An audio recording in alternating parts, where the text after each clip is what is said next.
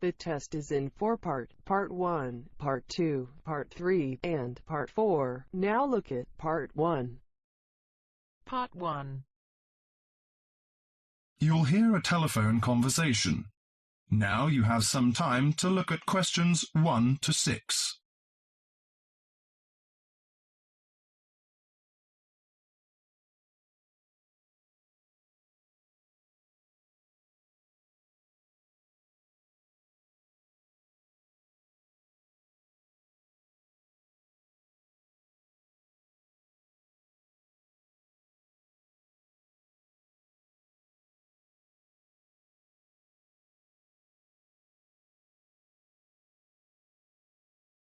Listen to the conversation and answer questions 1 to 6. Good morning, Country Comfort Albury. Oh, hi. I'd like some information, please. I'd like to find a double room to stay for the weekend. What kind of rooms do you have? Well, we provide a variety range of accommodation depending upon your likes. The guest house room costs $45 per night. It provides air conditioning and shower, and a waterfront room costs $80 per night. It has got its own balcony overlooking the foreshore of the lake. We've got a kid. How do you charge for children? Extra bedding is available if you require that. If the kid is aged 12 and below, the cost is $10 per night for the guest house room and $15 for the waterfront room.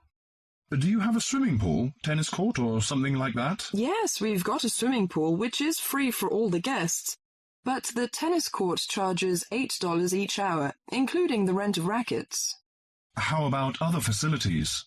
We provide free off-street car parking and internet access. We also installed in-house movies, but that costs $4 per hour. Oh, we don't think we need that, because of the kid, you know. We don't want him to see movies on the weekend. Well, we also offer ironing equipment in the room. That's useful, I think.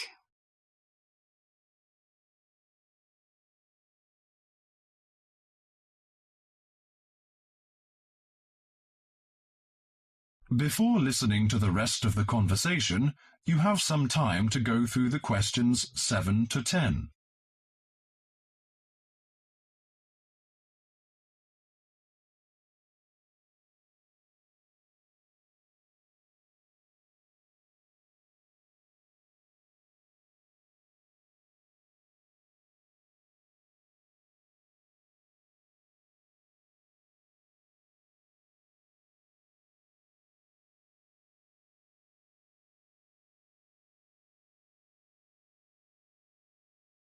Now listen to the last part of the conversation and answer questions 7 to 10. Great! Could you tell me the address? How do we get there? Yes, it's Country Comfort Albury, Albury, at 648 Dean Street, New South Wales. 648 Dean Street, D-E-A-N, is that right? Yes. Well, I wonder what activities are available there in this season. You know, we want to have an indulgent weekend in the boring winter. Oh, you'll not get bored here. You know, Albury is the perfect base for alpine skiing. Besides that, winter's frosty alpine air encourages walks through mist-laden valleys. You can walk alongside rushing streams and waterfalls. After returning to the warm and comfortable lounge, you can sit by the open fire. I think this is the ideal time of year to nourish your body at the Salus Spa. The idea of skiing doesn't appeal to me very much, but it sounds good to have a relaxing walk through the valleys. Maybe after that, I'll have a massage and some soaking in the spa. And you know, this hotel is perfectly located in a quiet position off the main highway in central Albury. It's within walking distance of licensed clubs, restaurants, shops, and the central business district.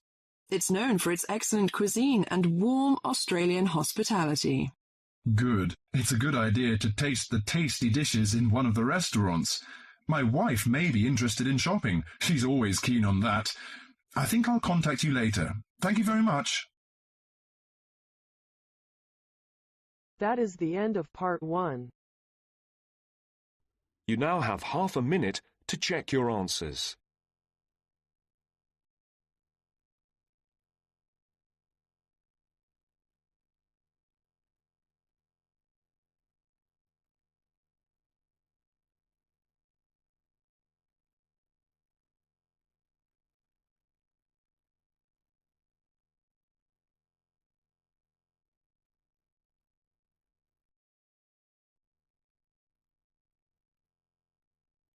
Now turns to Part 2.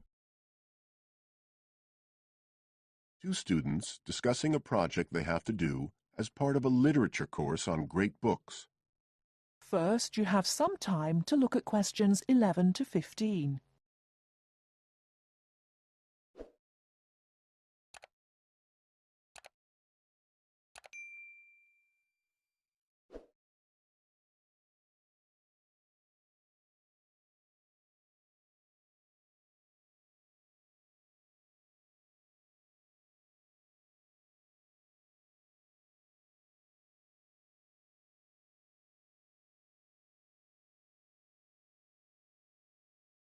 Now, listen carefully and answer questions 11 to 15.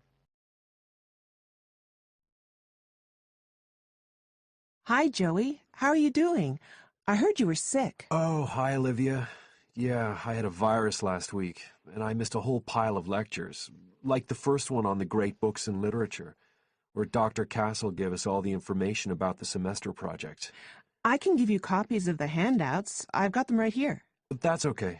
I already collected the handouts, but I'm not very clear about all the details. I know we each have to choose an individual author. I think I'm going to do Carlos Castaneda. I'm really interested in South American literature. Have you checked he's on the list that Dr. Castle gave us? We can't just choose anyone. Yeah, I checked. It's okay. Who did you choose? Well, I was thinking of choosing Ernest Hemingway, but then I thought, no, I'll do a British author, not an American one. So I chose Emily Bronte. Okay. And first of all, it says we have to read a biography of our author. I guess it's okay if we just look up information about him on the internet? No, it's got to be a full-length book. I think the minimum length's 250 pages. There's a list of biographies. Didn't you get that? Oh, right. I didn't realize we had to stick with that. So, what do we have to do when we've read the biography? Well, then we have to choose one work by the writer. Again, it's got to be something quite long. We can't just read a short story. But I guess a collection of short stories would be okay? Yes, or even a collection of poems, they said. But I think most people are doing novels. I'm going to do Wuthering Heights. I've read it before, but I really want to read it again now I've found out more about the writer. And then the video. We have to make a short video about our author and about the book. How long has it got to be? A minute. What? Like 60 seconds? We got to give all the important information about their life and the book we choose? Well, you can't do everything. I wrote it down somewhere. Yes, Dr. Castle said we had to find or write a short passage that helps to explain the author's passion for writing, why they're a writer. So we can back this up with reference to important events in the writer's life, if they're relevant. But it's up to us, really. The video's meant to portray the essence of the writer's life and the piece of writing we choose. So when we read the biography, we have to think about what kind of person our writer is. Yes, and the historical context and so on. So for my writer, Emily Bronte, the biography gave a really strong impression of the place where she lived and the countryside around. Right. I'm beginning to get the idea. Before you hear the rest of the talk, you have some time to look at questions 16 to 20.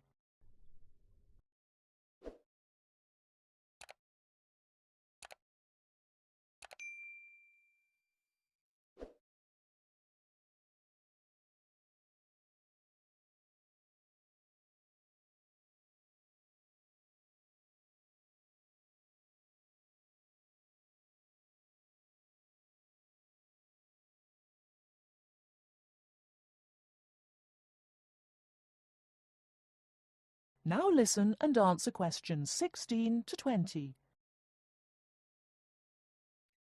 Can I check the other requirements with you? Sure. The handout said after we'd read the biography, we had to read the work we'd chosen by our author and choose a passage that's typical in some way, that typifies the author's interests and style. Yes, but at the same time, it has to relate to the biographical extract you choose. There's got to be some sort of theme linking them. Okay, I'm with you. And then you have to think about the video. So are we meant to dramatize the scene we choose? I guess we could, but there's not a lot of time for that. I think it's more how we can use things like sound effects to create the atmosphere, the feeling we want. And presumably visuals as well? Yeah, of course. I mean, I suppose that's the whole point of making a video. But whatever we use has to be historically in keeping with the author.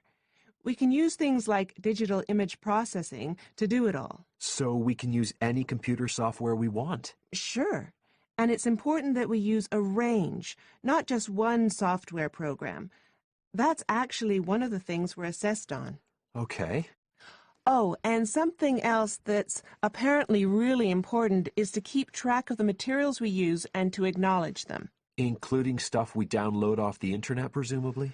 Yeah, so our video has to list all the material used with details of the source in a bibliography at the end. Okay. And you were talking about assessment of the project. Did they give us the criteria? I couldn't find anything on the handout. Sure. He gave us them in the lecture. Let's see, you get 25% just for getting all the components done. That's both sets of reading and the video. Then the second part is actually how successful we are at getting the essence of the work. They call that content, and that counts for 50%. Then the last 25% is on the video itself, the artistic and technical side. Great. Well, that sounds a lot of work, but a whole lot better than just handing in a paper. Thanks a lot, Olivia. You're welcome. That is the end of part 2. You now have half a minute to check your answers.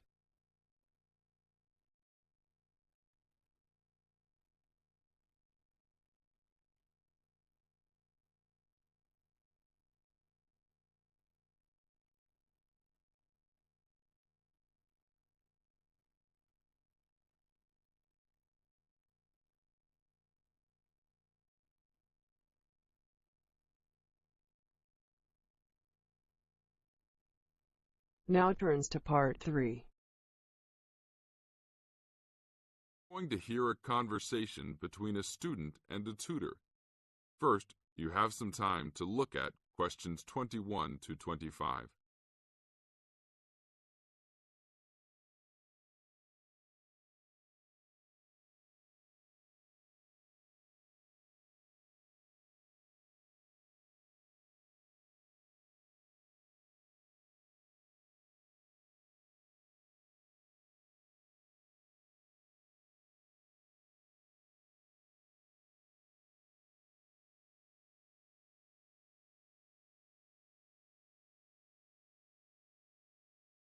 Now listen to the tape and answer questions 21 to 25. Hi, Brad. I was wondering if you have time to answer some of my questions about my upcoming test. Sure, no problem, Jeff. What is it that you're having problems on? Well, it's for my English final. We have to prepare a 5-minute speech to present in front of the whole class, including the professor, so I'm a little bit worried. Is there any specific topic, or can you do it on whatever you want? It has to have something to do with the origins of English literature. I'm thinking of doing it on Shakespeare, but I bet many other students will have the same idea. That's fine. Don't worry if others are doing the same thing. As long as you do a good job, that's all that counts. A good professor will grade all students fairly. You really think so? I suppose Shakespeare is the most famous author, so it should be fine. Besides, Shakespeare has so many works. You only have to choose a couple of them and talk about those. I guess you're right. Do you have any advice about how to prepare a speech? First, you need to select your topic. Have you done this yet? Yes, I have lots of information on Shakespeare. Good. Next, you should do a research on a specific topic. Do you have a deadline for which to turn in your speech topic? The deadline is next Tuesday. So you should have a detailed outline of what you will say by then. Do not just turn in a piece of paper saying Shakespeare on it. That will not give your professor any idea as to what you will be talking about. Okay. So you think I should write out an outline of my speech? Of course! Writing your speech out in outline form is essential. No one could give a speech from scratch. Even the president must refer to his outline when giving a speech. An outline will give you a good structure to base your speech on. Now look at questions 26 to 30.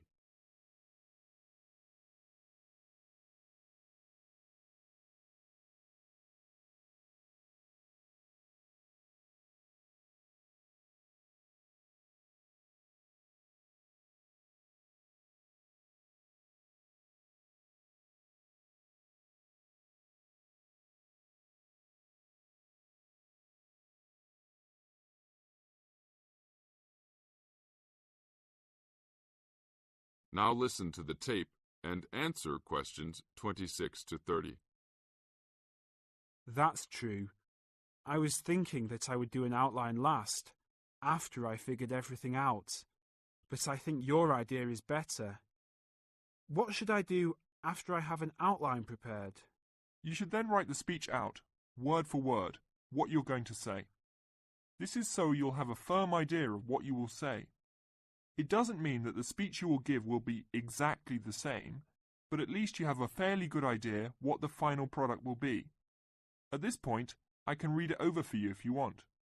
Really? That would be great. I would appreciate that so much. No problem.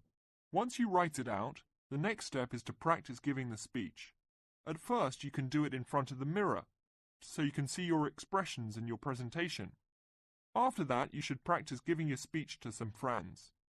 I can listen to it for you too. That's a great idea. I really owe you a big favour then. Sure, you can do my Latin homework for me. Just kidding. Seriously, don't worry about it. I can help you with anything you need. So when is the speech due?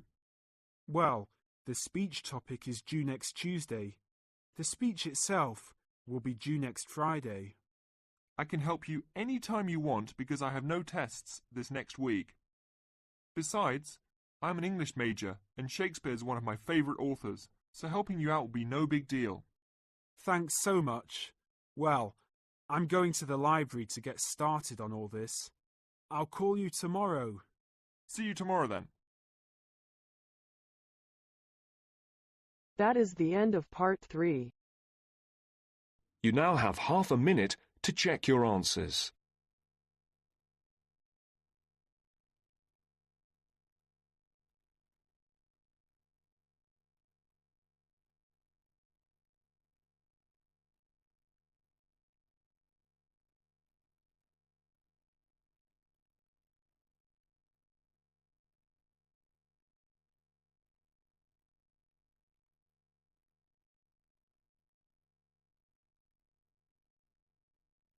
Now turns to part 4.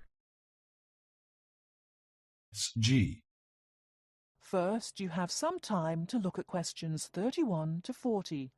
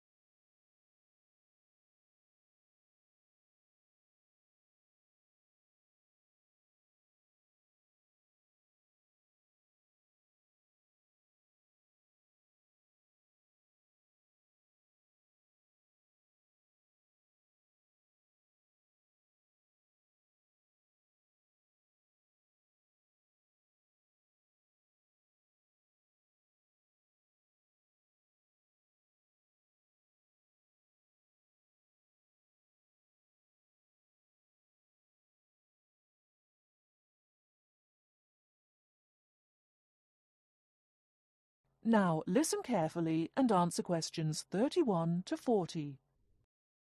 You've probably noticed that MSG appears regularly among the ingredients of your favorite foods. But what is it? How long has it been used? How is it used? MSG, or monosodium glutamate, is a chemical commonly used to add flavor to salty or sour tasting foods. The average person knows almost nothing about it, but today MSG is found in everything from potato chips to soup. Its principal component is an amino acid called glutamic acid or glutamate. It was identified by Professor Kikune Ikeda in 1908, but Eastern cooks have been using glutamate-rich seaweed as flavoring for more than 1,200 years. Glutamate is found in two forms: bound glutamate, which is linked to other amino acids forming a protein molecule, and free glutamate, that has no link to protein. Only free glutamate is effective in enhancing the flavor of food. Foods often used for their flavoring qualities, such as tomatoes and mushrooms, have high levels of naturally occurring free glutamate. MSG is usually produced through fermentation of corn, sugar beets, or sugar cane.